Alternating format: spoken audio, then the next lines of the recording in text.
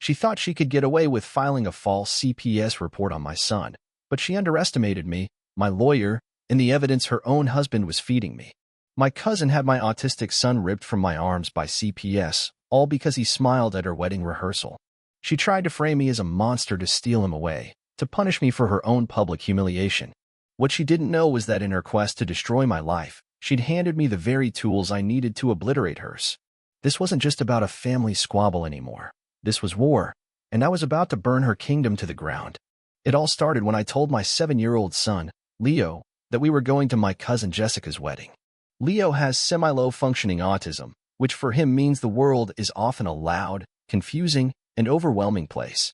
It also means that most of the time, we're not invited to things.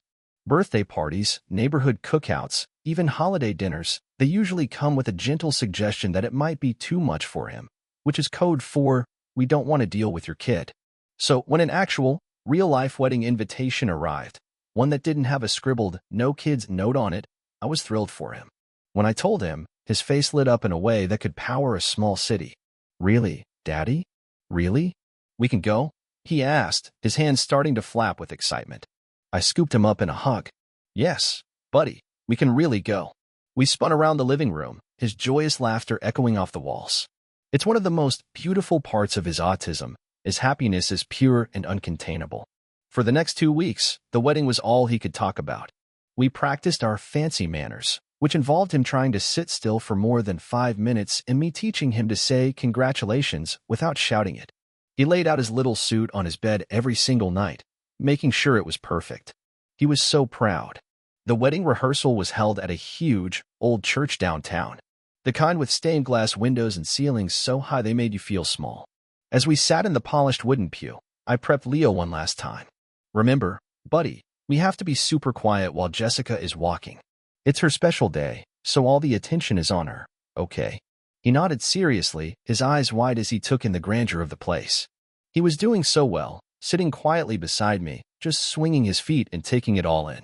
When the organ music started and Jessica began her walk down the aisle, a slow, magnificent smile spread across Leo's face.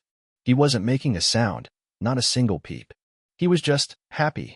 He was witnessing something beautiful and his little heart was overflowing with joy. I squeezed his hand, smiling back at him, feeling a wave of pride. But Jessica didn't see a happy little boy. As she reached the altar, she stopped dead. The music faltered. She turned to her fiancé, David, and her voice, sharp and ugly, cut through the reverent silence. "Excuse me," she screeched, her perfectly manicured finger pointing straight at us. "What is he doing here?" My blood ran cold. The smile vanished from Leo's face, replaced by a look of profound confusion. He didn't understand. He looked at me, his bottom lip trembling.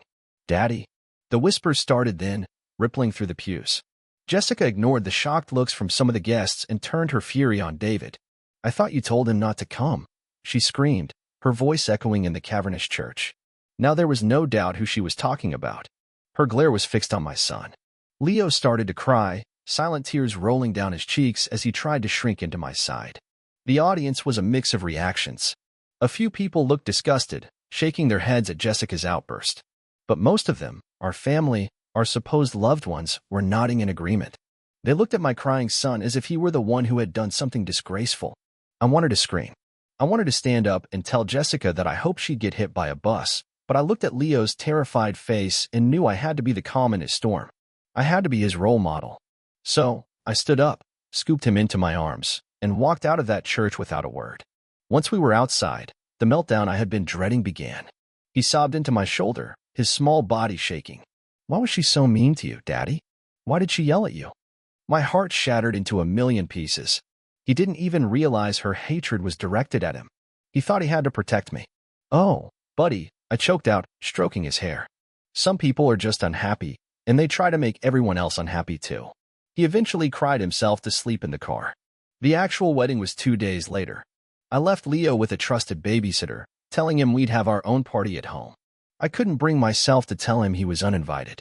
I went to the wedding alone, determined to keep the peace for the sake of my mother, who just wanted her family to get along. For the most part, I kept a low profile. I smiled, I made small talk, I endured the pitying looks. But when the reception started and the toasts began, I knew I couldn't stay silent. I tapped my glass with a fork, and a hush fell over the room. Jessica, sitting at the head table, caught my eye and mouthed, "Thank you for not bringing him." I just smiled. "As many of you know," I began, my voice steady, "my wonderful son, Leo, couldn't be here today." A few people shifted uncomfortably, but he was so excited for Jessica and David, and he wanted to give them a gift. I pulled out my phone and hit play. Leo's sweet, innocent voice filled the room from a voice memo I'd recorded the week before. "Hi, Jessica," it said. "I hope you are the prettiest princess. I hope you and David are happy forever and ever and get to dance a lot." Hearing his pure-hearted message, so full of love for the cousin who had publicly scorned him, was too much for some people. My mom started crying. Even David, the groom, looked emotional. Jessica, however, looked like she was about to explode. Still, she raised her glass with the rest of them, a plastic smile plastered on her face. I knew I had embarrassed her, but I had no idea that my small act of defiance would trigger a war. I had no idea that less than 24 hours later, Child Protective Services would be at my door. The knock came at 8 a.m. the next morning. I was in the kitchen making Leo his dinosaur-shaped pancakes when I saw two strangers through the peephole, a man in a cheap suit and a woman who looked like she'd just graduated college, clutching a clipboard like a shield. My stomach plummeted. They were from CPS. The woman, whose name tag read Ms. Albright, did most of the talking. She said they'd received an anonymous tip expressing serious concerns about Leo's well-being. Before I could even process her words, they were pushing past me into my home. My head was spinning. I tried to explain Leo's autism, to tell them that our home was a carefully constructed sanctuary designed to meet his unique needs, but Ms. Albright wasn't listening. She was too busy making notes. The mattress on the floor in Leo's room, because he has sensory issues with traditional bed frames and has night terrors where he can fall out? Lack of proper bedding, she scribbled. The plastic covers on the furniture because Leo still has occasional toileting accidents? Unsanitary living conditions. The locks on the kitchen cupboards to keep him away from knives and cleaning supplies? Access to food restricted. Every single accommodation, every strategy Dr. Chin and I had painstakingly put in place to keep him safe and comfortable was twisted into a sign of neglect. I showed her his medical binder, thick with reports and assessments. I tried to explain his sensory processing disorder, his need for a low-stimulation environment. "That's what they all say," she whispered to her partner, loud enough for me to hear. That single sentence told me everything. I was already judged, already condemned. She made a call, her back to me, her voice a low murmur. When she hung up, she delivered the final blow. "Due to the severity of the allegations and the conditions observed, we're implementing an emergency removal order. We'll be placing him with his closest available relative." "His grandmother," I said immediately, my voice shaking. "My mom. She knows his routine, his medications." "We will assess the options," Ms. Albright said dismissively. And just like that, they were taking him. Leo was confused and scared, crying for me as they led him out the door. I felt a primal scream building in my chest, a raw, helpless rage. They were taking my son. My world, which revolved entirely around this beautiful, joyful little boy, had just been ripped from its axis. Jessica had done this. I knew it in my bones. This was her revenge for the wedding toast, a punishment so disproportionate, so cruel, it was almost unthinkable. The next 72 hours were a blur of panic and fury. The house was silent, suffocatingly so. Every time I walked past Leo's room, the sight of his empty bed was a fresh stab to the heart. I called my mom, only to find out that CPS hadn't contacted her. They hadn't placed Leo with her. My son was with strangers. That knowledge galvanized me. The grief turned to cold, hard resolve. I called Elizabeth Reyes, a lawyer whose name I'd gotten from a parent support group. She specialized in disability rights and had a reputation for being a bulldog in the courtroom. I spent the rest of the day gathering my arsenal. I got a powerfully worded letter from Dr. Chin, Leo's developmental pediatrician, who was appalled at what had happened. I got another from his school principal, Mrs. Taylor, and a character reference from my neighbor, Morgan, who was a special ed teacher. I was building a mountain of evidence to prove I was a good father. That evening, I got a Facebook message from a name I didn't expect, David, Jessica's new husband. The message was short. I had nothing to do with this. "I'm sorry." Was he being sincere? Or was this part of another one of Jessica's games? I screenshotted it and sent it to Elizabeth. Every piece of communication was evidence now. Then came the call from Jordan, the new CPS caseworker assigned to us. He was kinder, more professional than Ms. Albright. He told me Leo was in a specialized foster home and that I could have a supervised visit the next day. The relief was so overwhelming I nearly dropped the phone. The visit was both a blessing and a curse. Seeing Leo, holding him, was everything. But he was exhausted and scared, and when the hour was up, he had a complete, gut-wrenching meltdown. Watching them pry my sobbing child from my arms felt like they were ripping out my own heart. That night, my phone buzzed with a text from an unknown number. "Check your email. You need to see this." My hand trembled as I opened the message. There was no subject, just a video file attached. I clicked play. It was shaky cell phone footage from the wedding reception. It showed me giving the toast, and then it zoomed in on Jessica. She was furious, leaning over to a woman next to her, one of her bridesmaids, Jenna, and ranting. Then she pulled out her phone, typed furiously, and showed the screen to Jenna, who nodded. The timestamp on the video was 9:47 p.m. I pulled up the CPS report Elizabeth had sent me. That anonymous call had been logged at 9:52 p.m. 5 minutes later, it was her. I had her. I immediately forwarded the video to Elizabeth. A moment later, I replied to the unknown number. "Thank you. Who is this?" The reply came back instantly. "David." My mind raced. Why was he helping me? I texted back. "Why are you doing this?" The response took a minute. "Because what she's doing is wrong. She's obsessed with making you pay. She even got her bridesmaid to lie to CPS for her." This was the opening I needed. I called Elizabeth, who advised me to ask David if he'd provide a formal statement. But as I was about to text him, another message came through from him. "Vanessa knows someone sent you the video. She's furious. Be careful." The warning sent a chill down my spine. The war had just escalated, but now I finally had an ally on the inside. Jessica thought she was in control, but she had no idea that her own husband was about to help me burn her world to the ground. The 72-hour hearing felt like my own personal judgment day. I sat beside Elizabeth at a long, polished table that felt as cold as my blood, the air in the small courtroom thick with tension. Across from us, Jessica sat with a smug, self-satisfied look on her face, a CPS-appointed lawyer at her side. She was dressed in a conservative navy blue dress, looking every bit the concerned family member. She was a viper in sheep's clothing. The hearing started with the testimony of Ms. Albright, the initial caseworker. She described my home in the most damning terms possible, her words painting a picture of neglect and chaos. When Elizabeth cross-examined her, she tore her testimony apart. "Ms. Albright, what is your educational background in childhood developmental disorders?" "I have a bachelor's degree in social work." "So, no specialized training in autism spectrum disorder?" "I've attended several workshops." "Workshops," Elizabeth repeated, letting the word hang in the air. "And in these workshops, did you learn that autistic children often require specialized sleeping arrangements, such as a mattress on the floor, to prevent injury during night terrors?" Ms. Albright shifted uncomfortably. "That can be one strategy, yes." "So, an accommodation you listed as lack of proper bedding is, in fact, a medically recommended safety measure?" The caseworker's face reddened. The judge, an older man named Williams with tired eyes, was watching intently, his pen scratching across a legal pad.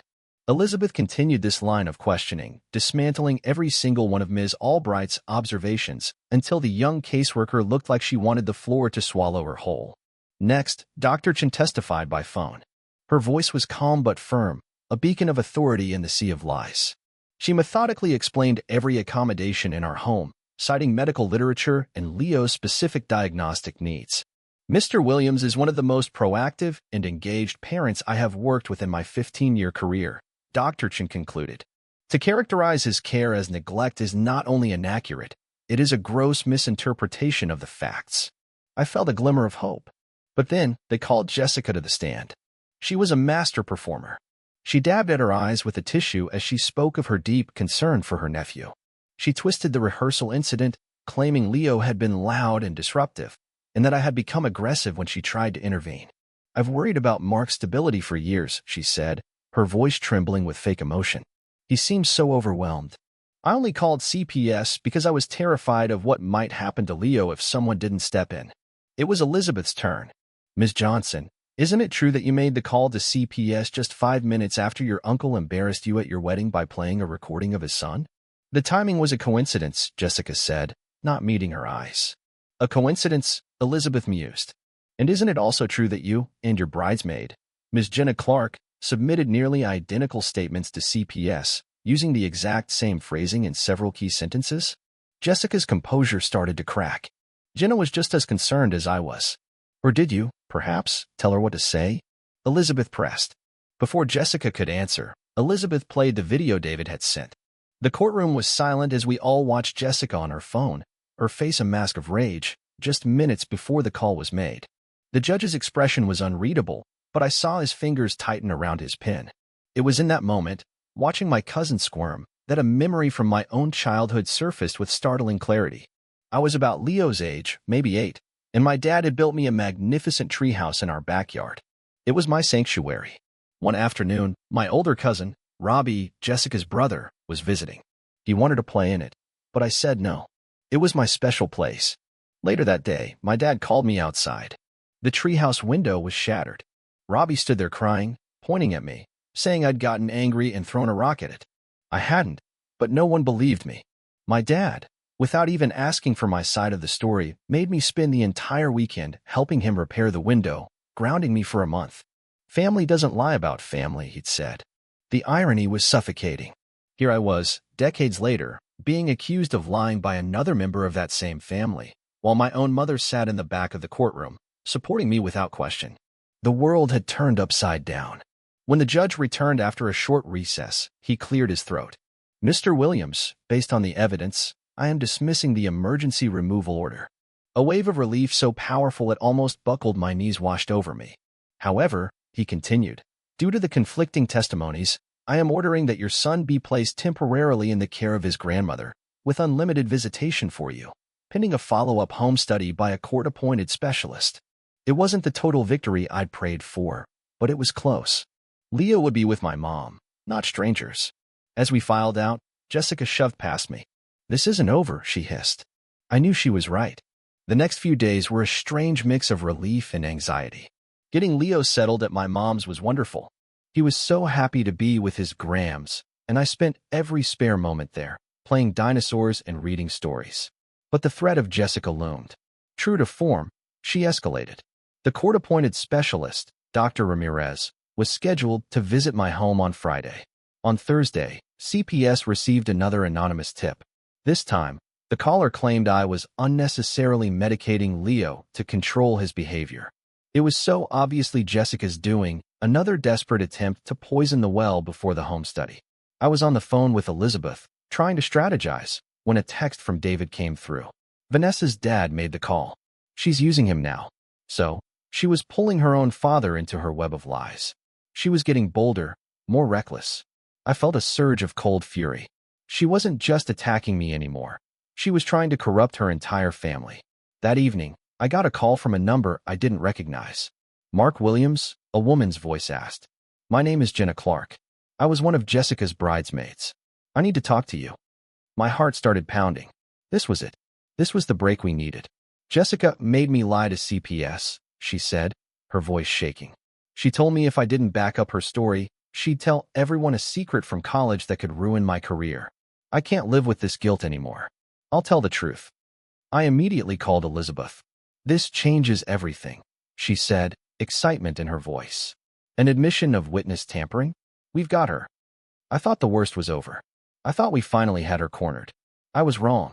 What Jessica did next pushed me to a place I never thought I'd go, a place where civility ended and all-out war began.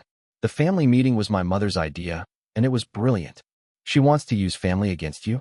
Mom had said, her voice tight with a fury I hadn't heard in years. Fine. We'll let the family decide who the real monster is. She called everyone. Aunts, uncles, cousins, even my great-aunt Maria who hadn't left her house in 3 years. She told them there was a serious family matter to discuss regarding my and Leo's welfare, and that their presence was required. To my shock, they all agreed to come.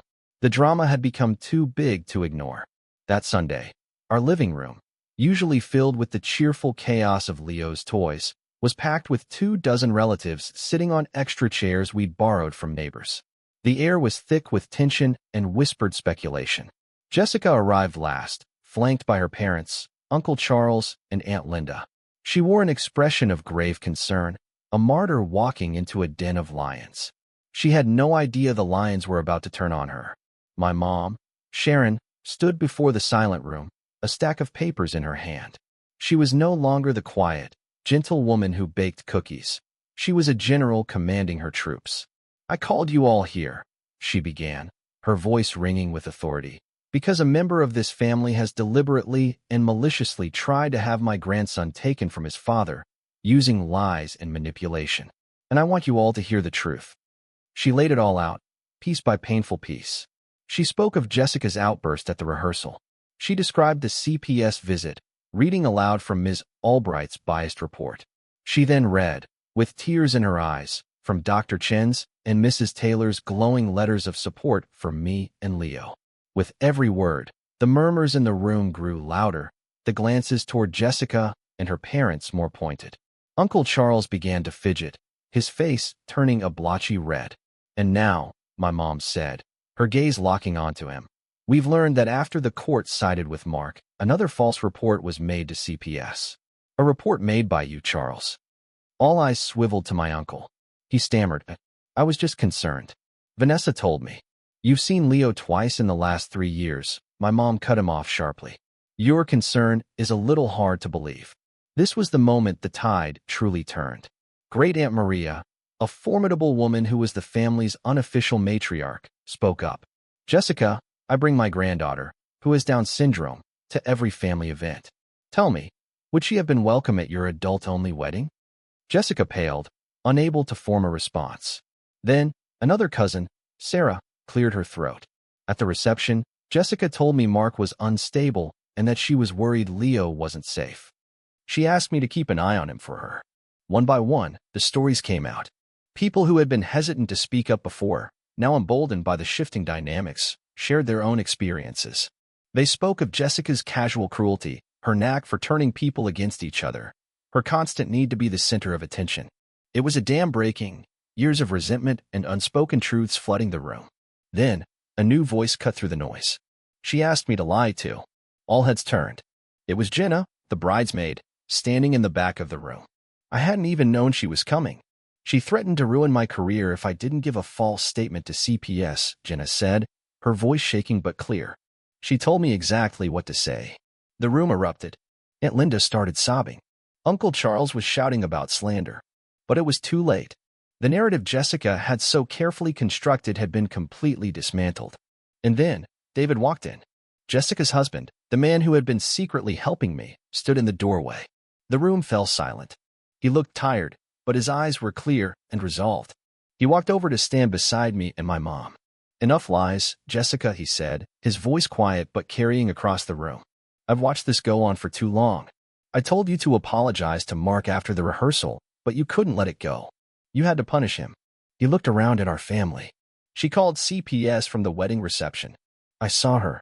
I have it on video. She coached Jenna on what to say. She got her father to make another false report. She has been obsessed with destroying Mark because he dared to stand up to her." He pulled out his phone. "And I have something else." He played a recording.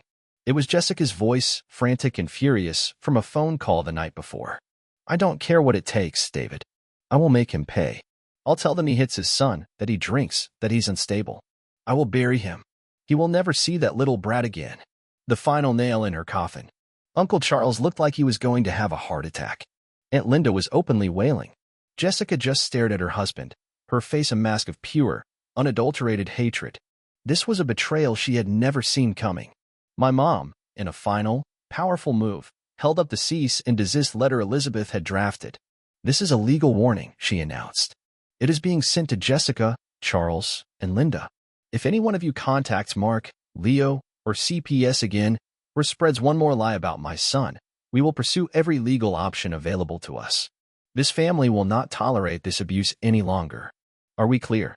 No one dared to disagree. A chorus of supportive yes and nods filled the room. Uncle Charles grabbed his wife and daughter by the arms and practically dragged them out of the house, not making eye contact with anyone. As the door slammed shut behind them, the tension in the room broke. My family, the same people who had been hesitant to get involved just days before, surrounded me, offering hugs, apologies, and promises of support. They finally saw the truth. And in that moment, surrounded by my real family, I felt like I could finally breathe again. The war wasn't over, but we had just won the most important battle. The week after the family meeting was eerily quiet. For the first time in what felt like an eternity, I didn't wake up with a knot of dread in my stomach. The cease and desist letters, delivered by a grim-faced process server, seemed to have worked. There were no more anonymous calls, no more suspicious texts. Elizabeth called with the good news that CPS had officially closed the case, their final report citing unfounded allegations and evidence of malicious reporting. Leo was home, permanently, and we were safe. But I knew Jessica. She didn't accept defeat gracefully. I kept waiting for the other shoe to drop. David texted me a few days later. She left, packed a bag, and went back to her parents. I think she finally understands it's over. Part of me felt a flicker of pity, but it was quickly extinguished by the memory of Leo's terrified face as they led him away. The true climax of this nightmare didn't come with a bang, but with a quiet, desperate knock on my door a month later. It was late, well past 10, and Leo was fast asleep. I saw her through the peephole, looking small and broken under the porch light. It was Jessica. I almost didn't open the door, but a strange curiosity, a need for some kind of final closure, got the better of me. I opened it just a crack, the chain still on. "What do you want, Jessica?" I asked, my voice flat. She looked terrible. Her eyes were puffy and red. Her hair was a mess, and she was clutching a crumpled piece of paper in her hand. "David filed for divorce," she whispered, her voice raw. "He's using the recordings against me. He's going to get everything." "That's between you and him," I said, starting to close the door. "Wait," she cried, pressing against it. "Please. I need to talk to you. I need to." She trailed off, her shoulders slumping. "I need to apologize." I stared at her, stunned into silence. An apology was the last thing I ever expected from her. "I was wrong," she continued, tears now streaming down her face. "I was so angry and embarrassed. I just wanted to hurt you. I never thought it would go this far. I never meant for them to actually take Leo." "But they did, Jessica," I said, my own voice hardening. "They took my son. He had nightmares for weeks. He was terrified to sleep in his own bed. Do you have any idea what you put him through?" "I know," she sobbed. "I know, and I'll regret it for the rest of my life. When I saw him in your hallway that night, when he stood up to me, I saw what I'd done. He's just a little boy, and I made him feel unsafe." This was the moment of truth. My son, in his innocent, unfiltered way, had managed to do what no lawyer or family member could. He had made her see the human cost of her actions. He had held up a mirror to her cruelty, and she had finally been forced to look. "My dad won't speak to me," she went on, her words tumbling out in a rush. "The family, they look at me like I'm poison. David's gone. I lost everything." "You didn't lose it," I said quietly. "You threw it away." She nodded, wiping her eyes with the back of her hand. "I know. I wanted you to hear it from me. I'm sorry, Mark. I am so sorry." I stood there for a long time, the cool night air washing over me. I didn't forgive her. I don't know if I ever can. The scar she left on our lives is too deep. But in that moment, seeing her stripped of all her power and arrogance, I felt something shift inside me. The anger, the need for revenge, it was gone. All that was left was a profound, weary sadness for the family we could have been. "Goodbye, Jessica," I said, and closed the door. In the months that followed, our lives settled into a new, better normal. The family, trying to make up for their initial silence, rallied around us. Aunt Maria started hosting sensory-friendly playdates for Leo and her daughter. Uncle James taught Leo how to fish, patiently showing him how to bait a hook a dozen times. They didn't just tolerate Leo's autism, they celebrated him. They learned his triggers, respected his boundaries, and showered him with the love and acceptance he deserved. David became a regular fixture in our lives. He and I bonded over our shared experience of being manipulated by Jessica, and he became a wonderful uncle to Leo. He was there for every baseball game and school play, cheering louder than anyone. The biggest change was in Leo. Surrounded by a family that finally understood him, he blossomed. He became more confident, more verbal, more willing to try new things. The light that Jessica had tried so hard to extinguish was now shining brighter than ever. One afternoon, we were at a big family barbecue. Leo, who once would have been overwhelmed by the noise and crowd, was in the middle of a chaotic water balloon fight with his cousins, his laughter the loudest of all. My mom came and stood beside me, watching him. "You know," she said. In a strange way, We have Jessica to thank." I looked at her, confused. If she hadn't pushed things so far, Mom explained, none of us would have ever been forced to really look at ourselves, to learn, to change. Her hate ended up creating so much love. She was right. Jessica, in her vicious attempt to tear us down, had inadvertently rebuilt our family, making it stronger, kinder, and more united than it had ever been. She had tried to isolate us, and instead, she had isolated herself. I looked out at my son, happy and whole and loved, and I finally understood. The best revenge wasn't burning her world down. It was building a better one on the ashes of what she tried to destroy.